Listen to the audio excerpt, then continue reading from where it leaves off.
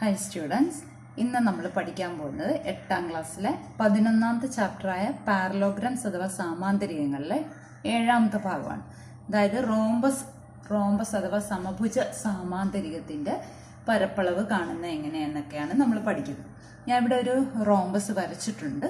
നമുക്കറിയാം, ഒരു സമഭുജ സാമാന്തരികം വരയ്ക്കാനായിട്ട് 2 വികർണങ്ങളുടെ നീളങ്ങൾ കിട്ടിയാൽ മതി. എന്നിട്ട് റോംബസ് വരയ്ക്കാൻ അതിൻ്റെ 2 ഡയഗണൽസിൻ്റെ ലെങ്ത് അറിഞ്ഞാൽ മതി. കാരണം ഡയഗണൽസ് പെർപെൻഡിക്കുലർ ബൈസെക്ടേഴ്സ് ആണ്, കറക്റ്റ് മിഡ് പോയിന്റിൽ കൂടെ പാസ് ചെയ്യത്തുള്ളൂ. അപ്പോൾ ഒന്നാമത്തെ ഡയഗണലിൻ്റെ നീളം 6 സെൻറ്റിമീറ്ററും രണ്ടാമത്തെ ഡയഗണലിൻ്റെ നീളം 4 സെൻറ്റിമീറ്ററും ആയിട്ടുള്ള ഒരു റോംബസ് ആണ് ഞാൻ ഇവിടെ വരച്ചിരിക്കുന്നത്. ഈ സമഭുജ സാമാന്തരികത്തിന്റെ ആദ്യത്തെ വികരണത്തിന്റെ നീളം 6 സെന്റിമീറ്ററും രണ്ടാമത്തെ വികരണത്തിന്റെ നീളം 4 സെന്റിമീറ്ററും. അപ്പോൾ ഇവിടെ നമുക്ക് 4 ത്രികോണങ്ങൾ കിട്ടും അല്ലെ. ഈ ഓരോ ത്രികോണവും മട്ടത്രികോണം, കാരണം ഇത് ലംബ സമഭാജികളാണ്. വികരണങ്ങൾ ലംബ സമഭാജികളാണ്. ഡയഗണൽസ് പെർപെൻഡിക്കുലർ ബൈസെക്ടേഴ്സ് ആയതുകൊണ്ട് ഓരോ ട്രയാങ്കിൾസും റൈറ്റ് ട്രയാങ്കിൾസാണ്. നമുക്കറിയാം, ഒരു റൈറ്റ് ട്രയാങ്കിളിന്റെ ഏരിയ കാണാൻ നമുക്കറിയാം. അപ്പോൾ അതിന് ഈ 4 റൈറ്റ് ട്രയാങ്കിൾസും സെയിമും ആണല്ലോ. 4 മട്ടത്രികോണങ്ങളുടെ അളവുകളും തുല്യവുമാണ്. അപ്പോൾ ഒരെണ്ണത്തിന്റെ പരപ്പളവ് കണ്ടാൽ അതിനെ 4 കൊണ്ട് ഗുണിക്കുമ്പം ഈ സമഭുജ സാമാന്തരികത്തിന്റെ പരപ്പളവ് നമുക്ക് കിട്ടും. അപ്പോൾ ഏരിയ ഓഫ് എ ട്രയാങ്കിൾ, ഒരു ട്രയാങ്കിളിന്റെ ഏരിയ കിട്ടാൻ എന്താ മാർഗം? Half into base into height ആണ്.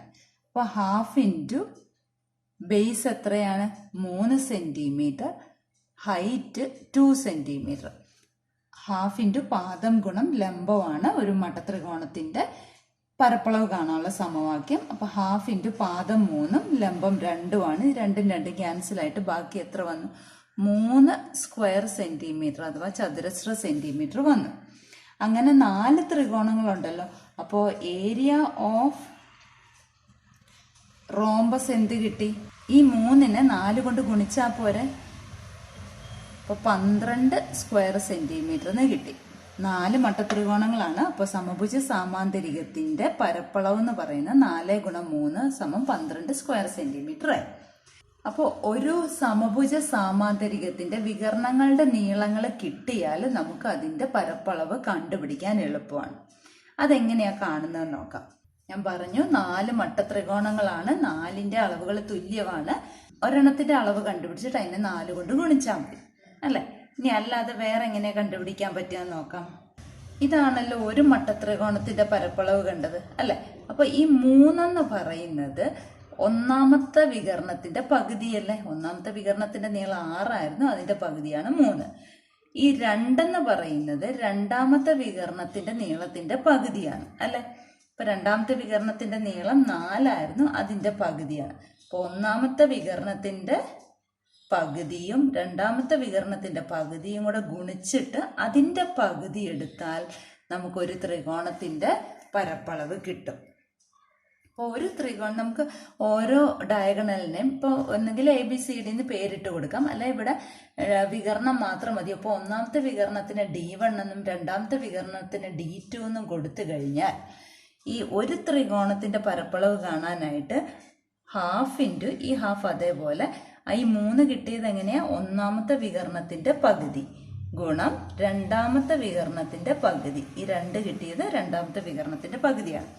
ഈ ട്രയാങ്കിളിന്റെ ഏരിയ കണ്ടുപിടിച്ചത് ഹാഫ് ഇൻറ്റു പാദം ഗുണം ലംബമാണ്, ബേസ് ഇൻറ്റു ഹൈറ്റ് ആണ്. ആ ബേസ് എന്ന് പറയുന്ന 3 കിട്ടിയത് ഫസ്റ്റ് ഡയഗണലിന്റെ പകുതി 6 സെന്റിമീറ്റേഴ്സ് ആയിരുന്നു, അതിന്റെ പകുതി. അപ്പൊ D1ന് ഫസ്റ്റ് ഡയഗണലിന്റെ പകുതി ഇൻറ്റു ഈ 2 കിട്ടിയത് സെക്കൻഡ് ഡയഗണൽ 4 സെന്റിമീറ്ററിന്റെ പകുതിയാണ്. അപ്പൊ D2/2. ഇപ്പൊ ക്ലിയർ ആയല്ലോ. അപ്പൊ ഇതിനെ നമുക്ക് എങ്ങനെ എഴുതാം? 1 × D1 × D2 എന്ന് പറയുന്ന D1 D2 divided by 2 × 2 4 4 2s are 8. അതായത് വികരണങ്ങളുടെ ഗുണനഫലത്തിന്റെ 8ൽ 1 ഭാഗം ആണ് എന്ത്? ഏരിയ ഓഫ് ദ ട്രയാങ്കിൾ അഥവാ മട്ടത്രികോണം, ഒരു മട്ടത്രികോണത്തിന്റെ പരപ്പളവ് ആണല്ലോ. ഇനി അങ്ങനാണെങ്കിൽ ഇത് 4 മട്ടത്രികോണങ്ങളുടെ ഏരിയ, 4 റൈറ്റ് ട്രയാങ്കിൾസിന്റെ ഏരിയ ചേരുന്നതല്ലേ റോംബസിന്റെ ഏരിയ അഥവാ സമഭുജ സാമാന്തരികത്തിന്റെ ഏരിയ. അപ്പൊ 4 ടൈംസ് ഈ D1 D2 by 8 അല്ലേ. അപ്പൊ ഈ 4നെ 8നെ ഇവിടെ ക്യാൻസൽ ചെയ്ത് by 2 വന്നല്ലോ. അപ്പൊ അതെന്താ D1 D2 by 2 അല്ലെങ്കിൽ ഹാഫ് D1 D2 എന്ന് എഴുതാമല്ലോ. അതായത് വികരണങ്ങളുടെ ഗുണനഫലത്തിന്റെ പകുതിയാണ് സമഭുജ സാമാന്തരികത്തിന്റെ പരപ്പളവ്. ഡയഗണൽസിന്റെ ലെങ്ത്തിന്റെ പ്രോഡക്റ്റിനെ പകുതിയാക്കുമ്പോൾ നമുക്ക് എന്ത് കിട്ടും? ഏരിയ ഓഫ് ദി റോംബസ് കിട്ടും. അപ്പൊ ഏത് റോംബസിന്റെയും ഡയഗണൽസിന്റെ ലെങ്ത് കിട്ടിയാൽ നമുക്ക് ഏരിയ കണ്ടുപിടിക്കാം അഥവാ പരപ്പളവ് കണ്ടുപിടിക്കാം. ആ വികരണങ്ങളുടെ ഗുണനഫലം കണ്ടുപിടിക്കാം. എന്നിട്ട് അതിന്റെ പകുതി എടുക്കുമ്പോൾ സമഭുജ സാമാന്തരികത്തിന്റെ പരപ്പളവ് കിട്ടും. ഇനി ഒരു സ്ക്വയർ ആയാലോ? നമുക്കറിയാവുന്ന പ്രോപ്പർട്ടി എന്താണ്? ഒരു സ്ക്വയർ അഥവാ ഒരു സമചതുരത്തിന്റെ വികരണങ്ങളുടെ നീളങ്ങൾ തുല്യമായിരിക്കും, ഡയഗണൽസിന്റെ ലെങ്ത് തുല്യമായിരിക്കും. അപ്പൊ D1ഉം D2ഉം സെയിം ആണ് അല്ലെ? പെർപെൻഡിക്കുലറും ആണല്ലോ, പെർപെൻഡിക്കുലർ ബൈസെക്ടറും ആണല്ലോ. അപ്പൊ D1 ഈക്വൽ ടു D2 ആണല്ലോ. അപ്പൊ അതിനെ നമുക്ക് D എന്ന് എടുത്തു കഴിഞ്ഞാൽ ഏരിയ ഓഫ് ദി സ്ക്വയർ അഥവാ സമചതുരത്തിന്റെ പരപ്പളവിനെ എങ്ങനെ എഴുതാം? Half into D1 into D2 ആണല്ലോ. അപ്പൊ D1ന് പകരം D ആണ്, D2 D തന്നെ എടുക്കാം. അപ്പോ D²/2 എന്ന് എഴുതാമല്ലോ. മനസ്സിലായോ? അതായത് വികരണത്തിന്റെ വർഗം കാണുക, എന്നിട്ട് അതിന്റെ പകുതി കണ്ടാൽ മതി. എന്ത് കിട്ടും? ഒരു സമചതുരത്തിന്റെ പരപ്പളവ് കിട്ടും. ആ സമചതുരത്തിന്റെ വികരണങ്ങളാണ് തന്നിരിക്കുന്നെങ്കിൽ വികരണങ്ങളുടെ നീളങ്ങൾ തുല്യമാണ്. അപ്പൊ നമുക്ക് ഒരു സമചതുരത്തിന്റെ പരപ്പളവ് കാണാനും എളുപ്പമായില്ലേ? ഇനി നമുക്ക് പേജ് നമ്പർ 190 ചോദ്യം ചെയ്യാം. ഇവിടെ ഫസ്റ്റ് ക്വസ്റ്റ്യൻ ഇതാണ്. Draw A square of area 4.5 square centimetre. ഇവിടെ ഒരു സമചതുരമാണ് വരയ്ക്കേണ്ടത്. അതിന്റെ പരപ്പളവ് 4.5 ചതുരശ്ര സെന്റിമീറ്റർ ആണ് തന്നിട്ടുണ്ട്. അപ്പൊ area equal to 4.5 square centimetre എന്നാണ് തന്നിരിക്കുന്നത്. എന്താണ് വരയ്ക്കേണ്ടത്? സ്ക്വയർ ആണ് വരയ്ക്കേണ്ടത്, സമചതുരമാണ് വരയ്ക്കേണ്ടത്. അപ്പൊ സമചതുരത്തിന്റെ പരപ്പളവ് കാണാനായിട്ട് നമുക്ക് എന്താ അറിയാവുന്നത്? വികരണത്തിന്റെ വർഗത്തിന്റെ പകുതി അല്ലെ? ഹാഫ് D² ആണ് എന്ത്? 4.5. അപ്പൊ നമുക്ക് വികരണത്തിന്റെ നീളം കിട്ടിയാൽ സമചതുരം വരയ്ക്കാം അല്ലെ?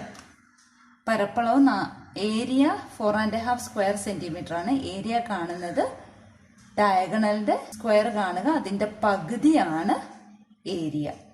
അപ്പൊ ഈ 4.5നെ നമുക്ക് എങ്ങനെ എഴുതാം?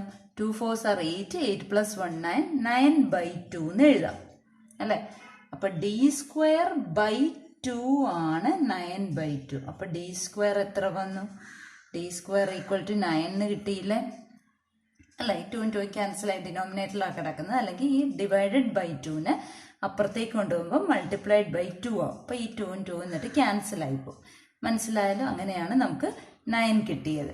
ഇനി D² 9 ആണെങ്കിൽ D എങ്ങനെ കാണുന്നത്? √9. √9 നമുക്ക് എല്ലാവർക്കും അറിയാം 3 സെന്റിമീറ്റർ ആണല്ലോ. D എന്താണ്? ഡയഗണലിന്റെ നീളം അഥവാ വികരണത്തിന്റെ നീളം ആണ് 3 സെന്റിമീറ്റർ. എന്താ വരയ്ക്കേണ്ടത്? സ്ക്വയർ, സമചതുരം. സമചതുരത്തിന്റെ വികരണങ്ങൾ തുല്യമാണ്. അപ്പോൾ 3 സെന്റിമീറ്റർ വെച്ച് വരച്ചാൽ മതിയല്ലോ. ആദ്യത്തെ വികരണം അഥവാ ഡയഗണൽ 3 സെന്റിമീറ്റർ വരയ്ക്കാം.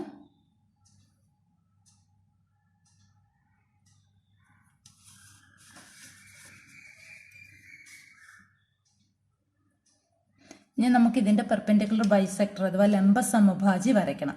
ലംബ സമഭാജി വരയ്ക്കാൻ വേണ്ടി പകുതിയിൽ കൂടുതൽ എടുത്ത് കോമ്പസിലെടുത്ത് മുകളിലും താഴെയും ചാപങ്ങൾ അഥവാ ആർക്കുകൾ വരയ്ക്കണം. കോമ്പസിൽ പകുതി കൂടുതൽ എടുക്കുക.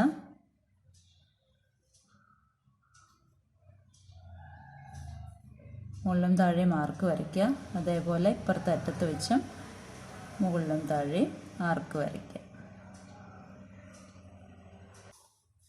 ജോയിൻ ചെയ്യുക. 3 സെന്റിമീറ്റർ ആണ് ടോട്ടൽ വേണ്ടത്. അപ്പോൾ 1.5 വെച്ചിട്ട് മുകളിലോട്ടും താഴോട്ടും എടുക്കുക. മുകളിലേക്ക് 1.5, താഴേക്ക് 1.5. അത് ജോയിൻ ചെയ്യുമ്പോൾ നമുക്ക് സ്ക്വയർ കിട്ടും.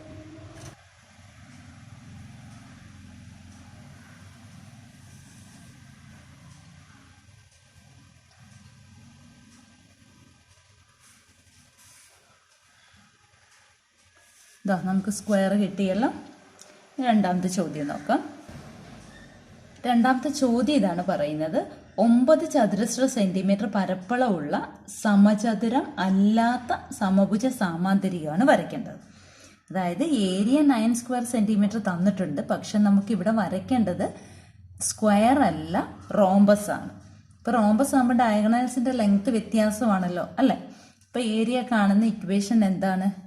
ഏരിയ കാണാനായിട്ട് half into d1 into d2. d1 ഒന്നാമത്തെ വികരണം, ഒന്നാമത്തെ ഡയഗണല്, രണ്ടാമത്തെ diagonal d2. Half into d1 d2 ആണ് എന്ത്? 9 സ്ക്വയർ സെന്റിമീറ്റർ.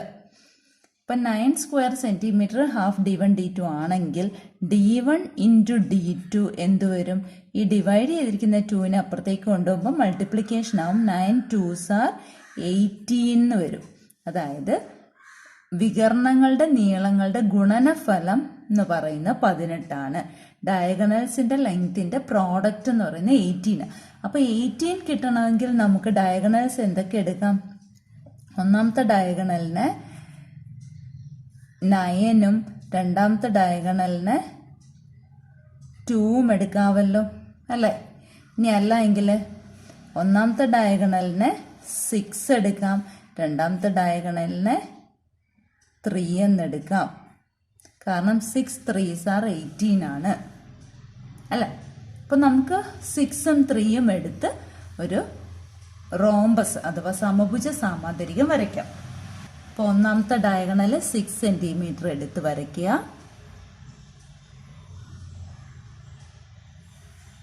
അതിൻ്റെ പെർപെൻഡിക്കുലർ ബൈസെക്ടർ വരയ്ക്കുക. പെർപെൻഡിക്കുലർ ബൈസെക്ടർ എന്ന് പറയുമ്പോൾ ലംബ സമഭാജി പകുതി കൂടുതൽ കോമ്പസിലെടുത്ത് മുകളിലും താഴെയും ആർക്ക് അഥവാ ചാപങ്ങൾ വരച്ച്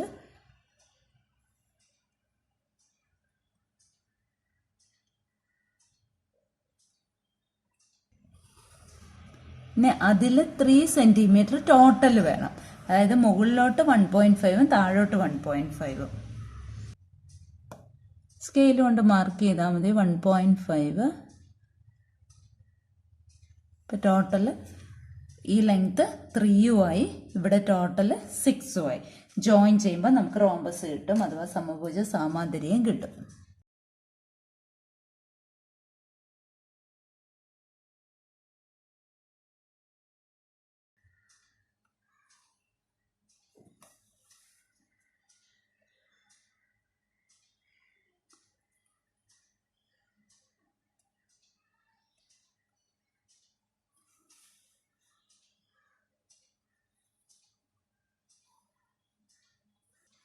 ഇപ്പോൾ സമഭുജ സാമാന്തരികം പൂർത്തിയാക്കി.